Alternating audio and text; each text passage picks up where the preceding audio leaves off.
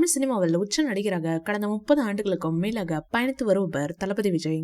விரைவில் தன்னுடைய திரையுலக வாழ்க்கைக்கு முழுமையாக குட் பை சொல்லிவிட்டு முழுநேர அரசியல் தலைவராக களமிறங்க இருக்கிறார். ஏற்கனவே அவர் தன்னுடைய இறுதி திரைப்படத்திற்கான படப்பிடிப்பு பணிகளில் மும்முரமாக ஈடுபட்டு வரும் நிலையில் 2026ஆம் ஆண்டு தேர்தலில் அவர் முதல்வர் வேட்பாளராக களமிறங்க உள்ளது குறிப்பிடத்தக்கது. தளபதி விஜய் திரையுலகை விட்டு விலகும் இந்த நேரத்தில் அவருடைய மகன் ஜேசன் சஞ்சய் தன்னுடைய திரையுலக பயணத்தை இயக்குநராக இப்போது தொடங்கி இருக்கிறார். அவரது சினிமா ஆளுமைக்கு அப்பால் தளபதி விஜயின் தனிப்பட்ட வாழ்க்கை 2 குழந்தைகளை உள்ளடக்கியது.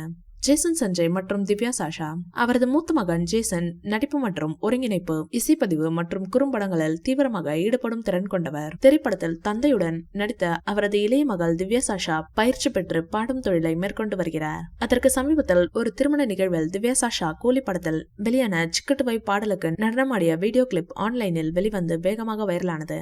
கிளிப்பில் இளம் பெண் ஒரு பீச் நிற ஸ்லீவ்லெஸ் டாப் அணிந்து பொருத்தமான ஷராரா பேண்ட் அணிந்து குடும்ப உறுப்பினர்களுடன் உற்சாகமாக நடனமாடுகிறார். தன்னுடைய மகளின் நடனத்தை ரசிக்கிறார் தளபதி விஜய். நடிகர் விஜயுடன் பூஜா ஹெக்டே, பாபி தியோல், கௌதம் மேனன், பிரகாஷ் ராஜ், மமிதா பைஜு, பிரியா மணி என மிகப்பெரிய நட்சத்திர பட்டாளமே நடித்துள்ளது.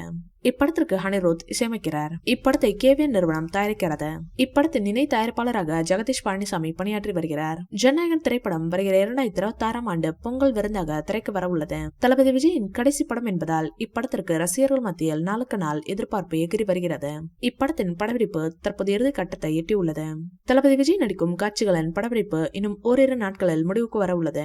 எஞ்சியுள்ள படப்பிடிப்பையும் இம்மாத இறுதிக்குள் நடத்தி முடிக்க திட்டமிட்டுள்ளனர். ஜனநாயகன் படத்தின் படப்பிடிப்பு முடியும் முன்னரே அதன் ப்ரீ ரிலீஸ் பிசினஸ் சூடுபிடித்துள்ளது.